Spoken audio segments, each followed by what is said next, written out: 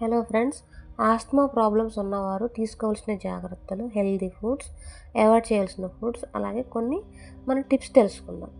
ధూళి, పొగ, వాసనల నుండి దూరంగా ఉండండి. చలికి ఎక్కువగా ఎక్స్పోజ్ అవ్వకుండా చల్లని గాలి, అలాగే చల్లని వాటర్కి జాగ్రత్తగా ఉండండి.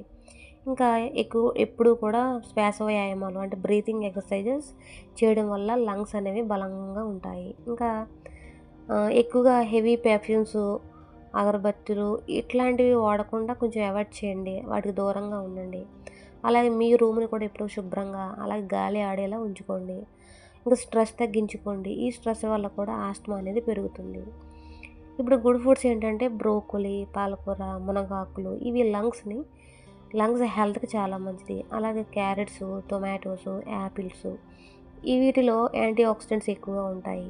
ఇంకా అల్లం ఇది శ్వాస మార్గాల్లో ఇన్‌ఫ్లమేషన్‌ని తగ్గిస్తుంది. తేనె ఇది గొంతును శుభ్రం చేసి కఫాన్ని బయటకు తీస్తుంది. వెల్లుల్లి ఇన్ఫెక్షన్స్‌ను తగ్గించడంలో సహాయం చేస్తుంది. అలాగే ఫ్రెష్ ఫ్రూట్స్, గ్రీన్ టీ, అలాగే తక్కువగా ఆయిలు ఈ విధంగా ఫుడ్ తీసుకుంటూ ఉండండి. అలాగే అవాయిడ్ చేయవలసినవి ఏంటంటే చల్లని వాటర్, అలాగే ice creams, cool drinks, fried items, fast foods, chips ఇవి అవాయిడ్ చేయండి. అలాగే చాలామందికి మిల్క్ ప్రొడక్ట్స్, కొంతమందికి పాలు, పెరుగు ఇవి కొంతమందికి కఫాన్ని పెంచుతాయి. సో చూసి జాగ్రత్తగా వాడండి. అలాగే ఎక్కువగా స్పైసెస్, మసాలాలు ఈ ఫుడ్స్ కూడా అవాయిడ్ చేయండి. ఆల్కహాల్, స్మోకింగ్‌ని కూడా కంప్లీట్‌గా అవాయిడ్ చేయండి. అలాగే కొన్ని టి టిప్స్ మనం తెలుసుకుందాం. Home tips.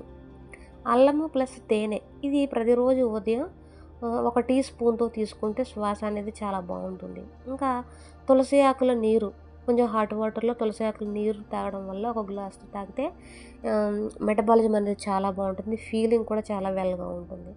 ఇంకా వేడి నీటి ఆవిరి పీల్చండి. ఇలా చేయడం వల్ల కఫం తగ్గి ఊపిరి తేలికవుతుంది. ఇంకా వెల్లుల్లి పచ్చిగా లేదా ఆహారంలో కలిపి తింటే చాలా మంచిది. మెటబాలిజానికి ఇది చాలా బాగా యూస్ అవుతుంది. అలాగే తరచుగా ఎక్కువ వాటర్ తాగండి. ఈ వాటర్ తాగడం వల్ల కఫం ద్రవం అవుతుంది. సో బయటకు రావడానికి అవకాశం ఉంటుంది.